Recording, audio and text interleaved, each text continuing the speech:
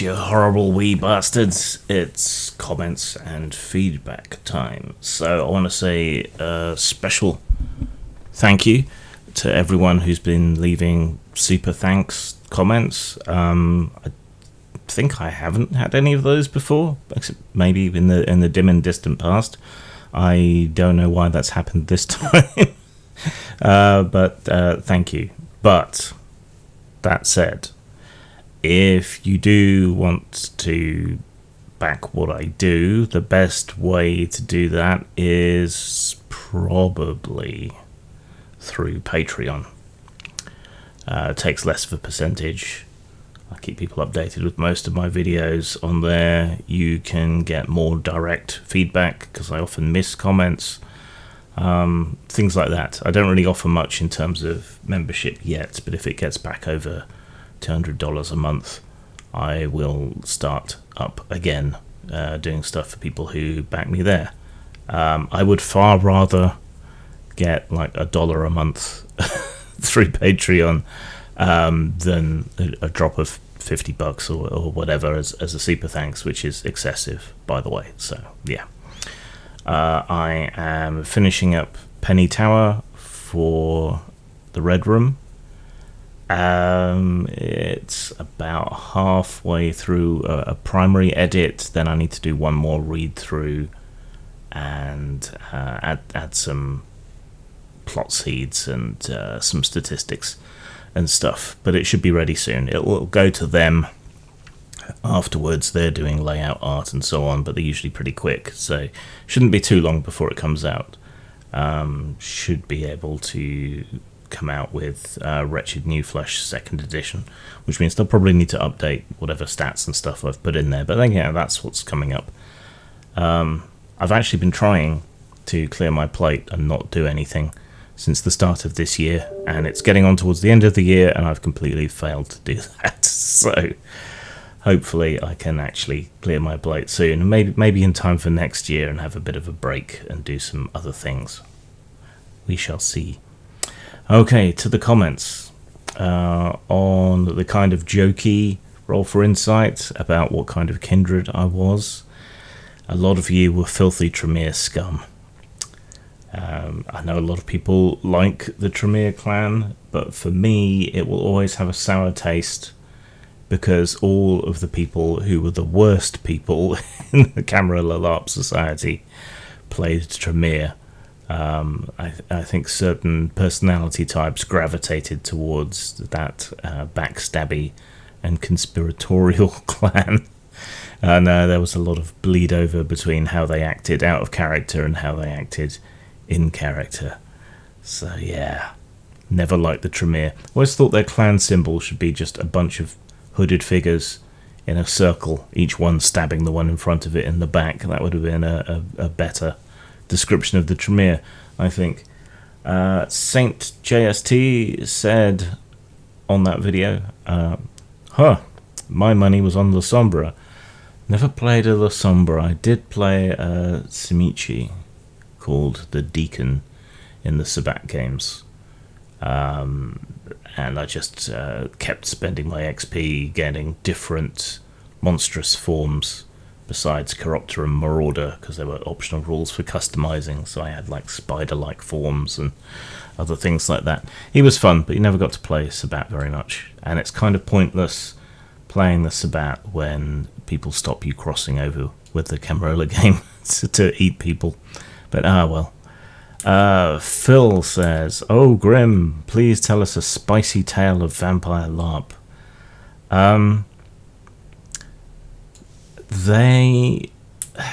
I think it would be unfair to people to go into too many details or anything.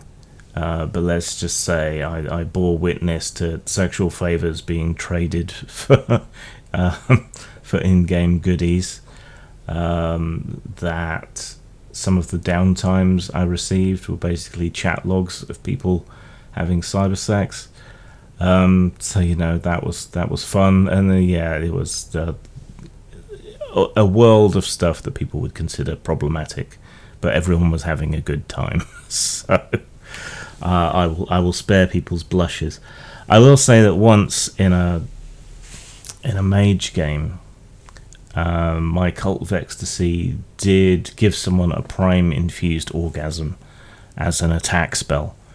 There was no excessive description. It was in the middle of combat. No one was required to act it out, but some sort of proto sparkle trolls lost their minds at that having been done, despite it being thematic and an adult game and everything else. I never really understood what their problem was, but humans, what are you going to do?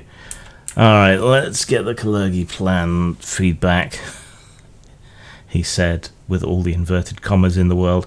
Yeah, let's get that out of the way, and then go back into more fun stuff.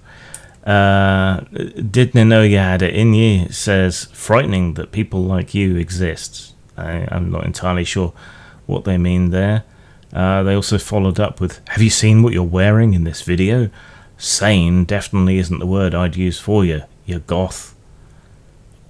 Coming from someone who probably resembles a baked ham and whose idea of haute couture is probably a football t-shirt and cargo shorts, I think you can safely be told to fuck off, really.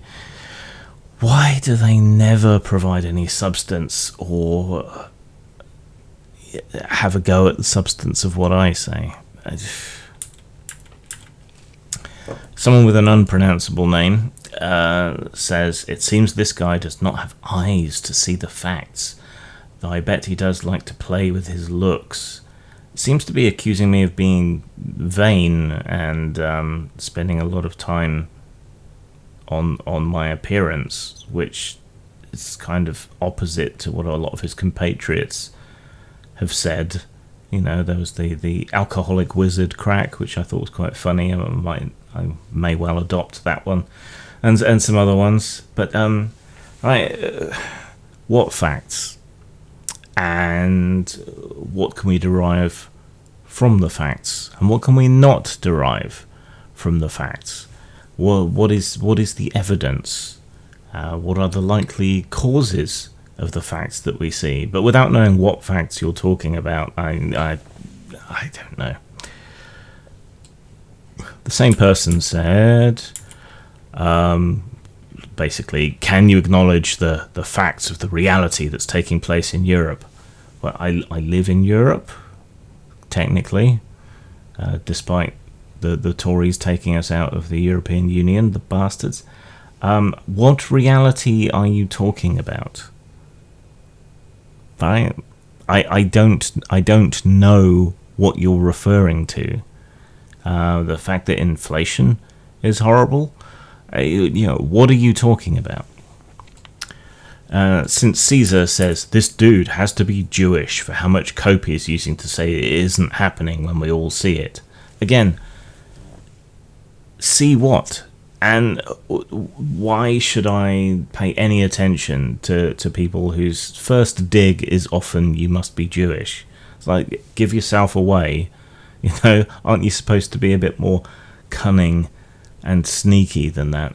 What am I supposed to be seeing? What is it that's happening? And why is it that something, whatever it is, happening must therefore lend credence to the idea that this conspiracy theory is occurring, right? This is like when creationists point at a tree as proof of God, right? It's a brute fact that the tree exists, right? But we have other possible explanations, right? We can see the genetics.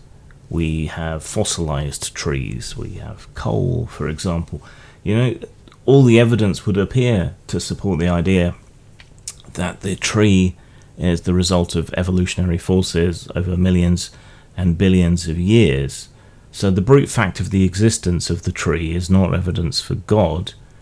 It's a starting point to ask the question, where do trees come from? And we have an answer that is backed up by a tremendous mountain of evidence that isn't God done it. So what brute fact are you pointing at, and how do you link that to the conspiracy theory? whatever is going on, whatever you think that is not evidence in and of itself for a conspiracy theory being real. How is this hard? Riverblack123 says, why are European birth rates decreasing while the foreign population in Europe keeps increasing, all of it simultaneously? Birth rates in developed nations drop because our medicine is good, and while it might be hard to believe at the moment, we are relatively wealthy. And the increase in wealth and gender equality and access to medical care in any nation results in a depressed and suppressed birth rate, as does the advent of welfare states, because people don't need children to look after them in their old age. They can pay into a retirement. And this happens pretty much regardless of culture, religion, or any other factors all around the world. So, our birth rates are decreasing because of our success, and because we don't need as many people overall on an individual or familial basis. And also in our countries, we don't really support people having kids. It's an expensive prospect. Daycare is hard to find. Some of these things seem contradictory, but you have to take the whole into account. So we still need people to do things like pick crops and so on a societal basis. If we're not producing people who want to do it, then we need to get them from somewhere, and that's where immigration comes in. There are people in less fortunate countries who want to live a better life, and so they come to our countries. Of course, a lot of them later leave, but that's why we have a relatively larger immigrant population. But their birth rates normalize after a generation or two after they've stayed here, so you don't need to worry about being overrun. Remember that way back when, the sort of earlier American anti-immigrant feeling was towards the Italians and the Irish, because the fear was that Catholics would outbreed everyone. Is America hip deep in Super Mario Brothers clones? No. So I think you can probably tell it's not really a real threat of any kind whatsoever. Shoshana Goldberg Sheckelstein, which is an obviously fake name, I don't know why they bother doing that, says, I'm a poor, delusional, lying, anti-white moron. Let's just take part of that. Delusional. What is a delusion? A delusion is a fixed false belief held without or against evidence. Such as someone believing that there's some kind of anti-white conspiracy without any evidence to support that whatsoever. Just a feeling into which they post hoc cram and rationalize anything that they can. Shoshana also goes on to say, facts don't care about your feelings, Jew, which again gives yourself away, and the first part, that's ironic, and while I appreciate irony as a British person, that's just sad.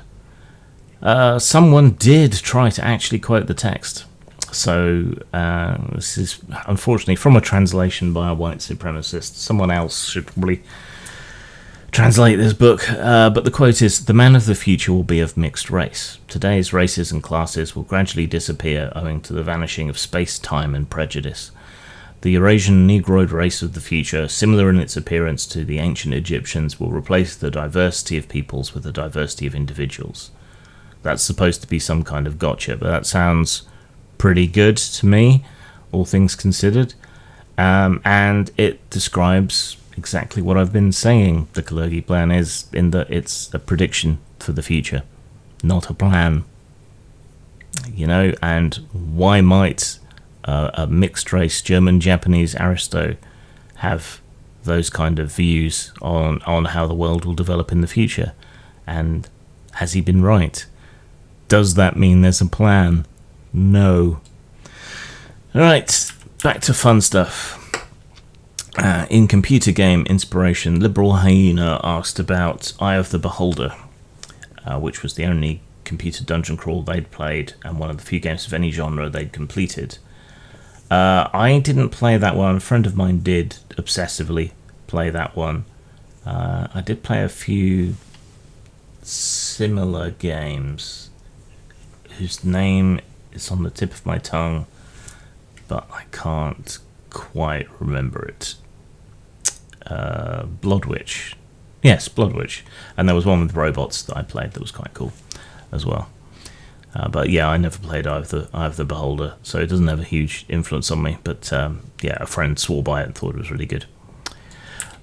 On post-conversation thoughts and decompression, K Dolo kind of went off a bit. Here's what they said. It's very sweet that the two of you got along. It's very nice that a dialogue was opened that didn't involve him calling you an evil transphobe who was erasing the existence of a group of people because you voted for people who don't think 4-year-olds should get puberty blockers and genital surgery, or that the decisions around those choices should be hidden from parents and instigated by teachers and activists rather than psychologists. But I'm glad you found common ground with the type of people that drove Mark Reinhagen out of the industry for being a Nazi. Very good, because none of us can. We've all been blocked. So there's a few things in there. We did have a little bit of a back and forth, but for your sake, Mark was not driven out of the industry, nor really accused of being a Nazi. That was the new people in control of White Wolf.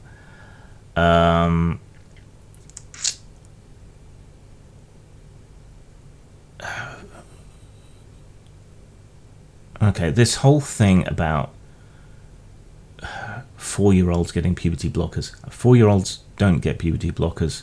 They're nowhere near puberty, right? Nor do 4-year-olds or anyone who isn't at least a teenager, and usually over 18.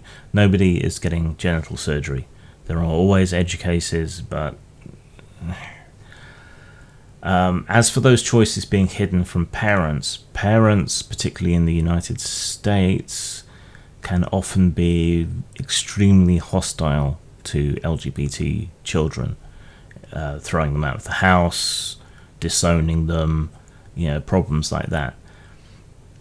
While your child is in a school environment, the teachers, the institution, has the responsibilities of a parent over them, and their primary concern is what is best for the child.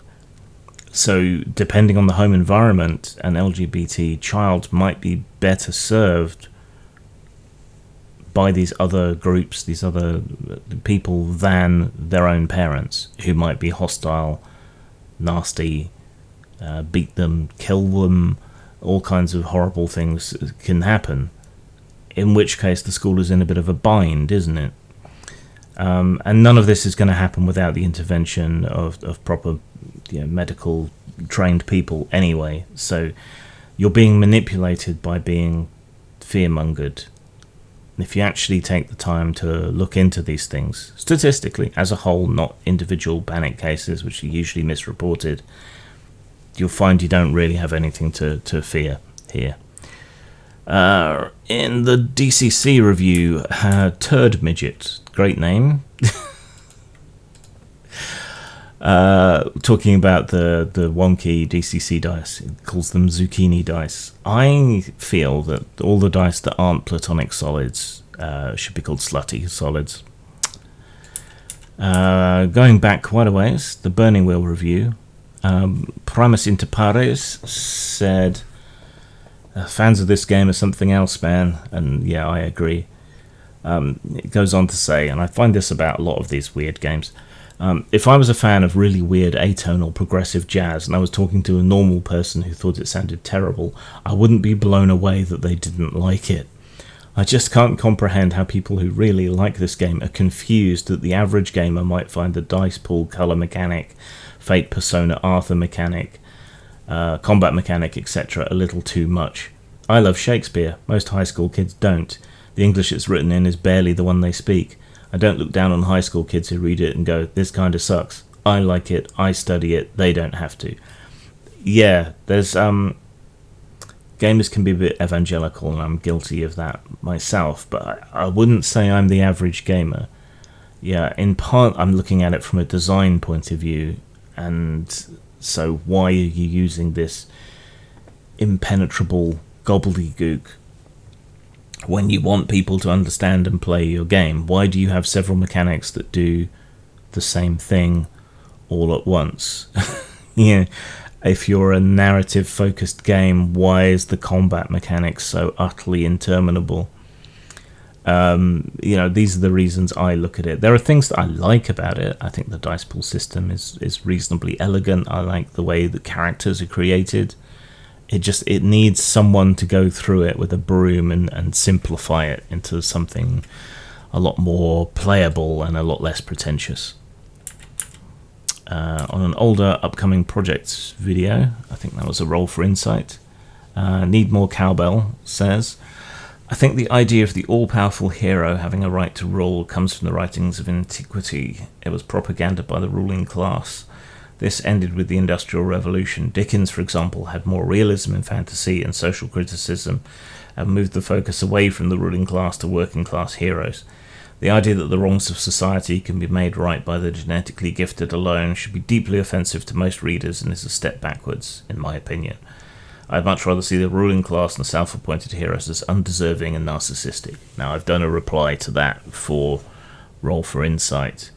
But here I'll just say, you know, sometimes it's fun to play with the old tropes without thinking too deeply into them. And it's also worth asking yourself, why have these things retained popularity over so many centuries?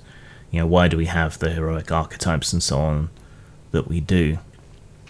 Don't let your personal politics invade everything that you do and think.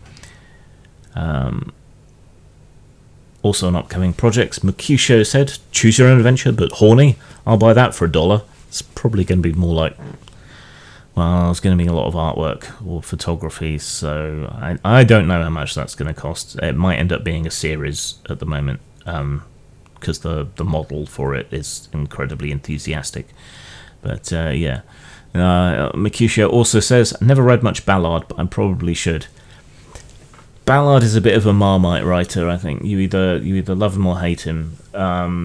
If you want his more kind of Philip K. Dick stuff, his early things are more science fiction-y, and there are some good collections of his short stories, which tend to be a bit more experimental, surreal, and again, Dickian, I guess, is what you would call it. So that's where I'd start, probably some of his more science fictional short stories. On the video about Alice Cooper getting in trouble for being baited into saying something about trans people, Auntie Angie says cancelling people isn't persuading them and will sadly backfire in the end. I think that end is already going on, and yeah, it's not persuading people. When did activism become about hating and haranguing people rather than the art of persuasion, of changing people's minds? You know, if you force someone to suppress their point of view and not express it, I mean, they're not going to be examining it, and they're just going to be resenting you, and that's all going to be bubbling beneath the surface, and that tends to come out in the most negative way possible. I think most people are fundamentally quite polite. They will go along to get along, and they don't really want to hurt anybody unless they've been whipped into a frenzy, or unless they're placed in a social situation where backing down would be deleterious to their social standing. So I think quiet persuasion and aggressive reasonableness is a much better way to go. Though, you know, everyone slips. On the video about cancel culture, criticism and harassment and the difference between them all, Roland Freepod says, books like Genderqueer shouldn't be allowed in public schools. Bring back To Kill a Mockingbird, Of Mice and Men and One Flew Over the Cuckoo's Nest. I mean, that's a self-contradictory idea, isn't it? You can't celebrate censorship on one hand and then decry it on the other. Most of these things aren't ever going to be on the curriculum, so kids are going to have to seek them out, right? And why shouldn't sex education and LGBT supportive material be available in public schools? That kind of educational remit is the point of schools, isn't it? And those LGBT kids should have a right to feel included and catered to as much as everyone else. We ostensibly live in democracies, and what distinguishes democracy from autocracy is taking care of your minorities. I don't think queer content is by its very nature obscene. I don't think gender content is by its very nature obscene. I don't think sexual content by its very nature is obscene. You can present things in tasteful ways, but tastes differ, and I don't think that's a reliable guide as to what should or shouldn't be allowed. But most importantly of all, sex education from a very young age is proven to lead to better outcomes, less abuse, less STDs, less teen pregnancy, and so on. So, I mean, purely on the facts of the matter, we should be celebrating and encouraging the provision of these kind of things, even if it makes us feel icky. The VR Sofa says, Jesus, loved your videos, but didn't realise you were, like, hateful. You talk about D&D and how races get along, but in the real world, I guess that goes out the window. D&D is the example of inclusive and accepting culture. Shame you don't agree. Unsubbed. I have no idea what they're talking about. That video had nothing really to do with any of that. I don't talk about these things largely, and I have no idea what they're referring to or talking about. So I don't know. What the fuck? Maybe they were drunk. Dongo Bog attempted to argue with me a great deal about a huge number of things around this issue. I'm not going to go through the whole thing again, but Dongo, you don't seem to be an idiot, but you seem to be engaged in sort of willful ignorance here. You seem to be deliberately not understanding where I'm coming from. You don't seem to be as aware of the issues around Gamergate or Anita Sarkeesian, two separate things, as you think you are. And I got frustrated with trying to have a conversation with you. And given I apparently have a reputation for having the patience of a saint, I think the issue is you, not me, I'm afraid. It's to say, if you want to come back with a revised attitude and a willingness to look into these things properly, then, comment and let me know. Redfield70 said on the same video, do you think public schools K through 3 should have books with graphic depictions of sex acts, no matter how banal in their rendering, available for perusal by the student body? So, again, there's a contradiction here. A banal description or depiction of a sex act is not and cannot be a graphic depiction of a sex act. So, there's an inherent contradiction there. I'm not that familiar with the American school system, but I think K through 3 is ages 5 through 9, and girls can get their period as young as 9. It's influenced to a degree by ethnic background, diet, and so on, and if I'm remembering correctly, the American diet tends to mean kids hit puberty earlier, and kids start becoming interested in that sort of thing a little bit earlier even than that. So I think the question is a little bit disingenuous because these books don't have graphic depictions, but I do think kids should have access to sex education from a very young age, and certainly by the point that they're hitting puberty, which does happen as young as age 9. So, yeah. I would have thought people would know. That's how I felt about these things. Right. On the EM World survey on pay in the industry, quite a few people had a lot of comments, mostly personal experience, which is useful for anyone who wants to go back and read the comment thread. But I've picked out a few comments here. The K5K said, "Is the per word model still relevant and the best model for this work in the 21st century? I like how you reference profit share. That seems like a way forward, but it doesn't get the right of money up front. I suppose a living wage and steady income is too much to ask, right?"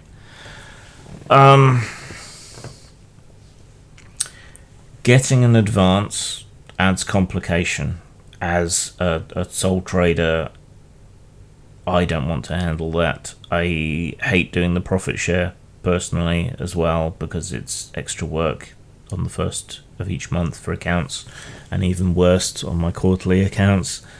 So the per word model is still relevant. I think a lot of companies could do better with the timeliness that they pay. I tend to pay on completion. As soon as possible. You can get cheaper rates from people if you pay in a timely fashion, which is nice.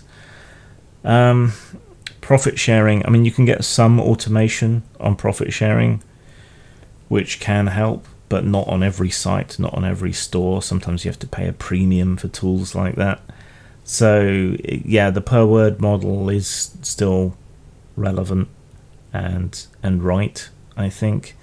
The other problem with the other stuff is, companies don't want to share their full statistics with you all the time, so knowing that you're getting an accurate pay share is difficult as well. So I think work for hire in this niche is going to remain the norm largely.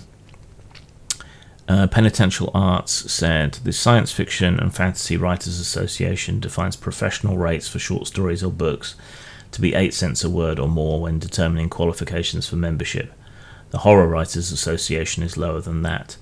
I would think that would be the high end for TTRPG work, particularly since you're primarily talking about micro publishers in the RPG industry." Yes, I would agree. That is or should be the high end. I would imagine that the Horror Writers Association would be talking about 5 to 6 cents a word. The SFWA is a shit tier organisation these days, and so I'm inclined to not consider them particularly credible. But they probably know what they're talking about there. But yeah, the people in the RPG industry seem to be a little delusional, unfortunately, and I really do think that crowdfunding is massively distorting people's expectations of pay and their pay demands. Lepidoptera 666 says, when I gave my example, no stats or rules, 4 cents a word, so 3 paragraphs for a monster description about 100 words is $4. Who would bother with that? Plenty of people. You could just write the paragraphs yourself for a $5 PDF. Yeah, but you hire people for a reason, for their style, or because you've got other things to do, or you need to increase your output and all the rest of it. It's as dumb as the art cost. This is why people turn to AI, because artists, image and writing combined, are ridiculously overpaid. As both someone who hires and someone who writes, not sure about ridiculously overpaid. Consider how much you'd have to write, and fatigue, and the vagaries of inspiration. Lepidoptera also goes on to say, it makes more sense now why so many OSR clones are out there from self-publishers just adding a few house rules to 20-year-old games, flooding the market, trying to grab the largest piece of the pie without having to share. But it means everyone is making pies, and there are just some bad and some not so good TTRPG chefs out there with little to no standards for quality. Then slagged someone off, which I won't do. Where do you think the proper direction is in cost to waste ratio for the small or indie publishers, or is it too late and the apocalypse is coming with a TTRPG crash from game or Kickstarter burnout? I think a crash is overdue.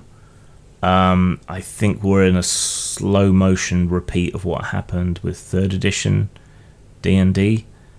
and events are conspiring to where there might be a crash. However, unlike you, I think the OSR is, perhaps unfortunately, better positioned to weather the storm. The reason OSR does so well is, I think, it appeals to older, more mature gamers who have more disposable income, and it has similar network externalities to 5th edition D&D, while also being more flexible. Like, you can twist and you can turn OSR games in a variety of different ways. People will buy them because they're interested in your spin or whatever, but they will also buy them because they're cross-compatible with all the other OSR stuff. So it has a lot of the network externalities that 5th edition has, while also having a whole bunch of other advantages. I'm still a fan of independent systems and RPGs, which is why I don't do so well. I am a terrible businessman. But yeah, a crash is overdue. TC Shanks says, good to hear news about writers instead of all the complaints about artists making too much money from the pro AI users.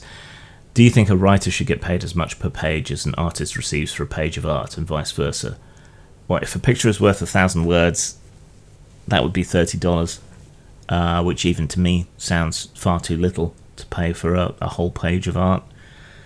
Perhaps we should consider time instead, alright? Because we all should be earning at least minimum wage.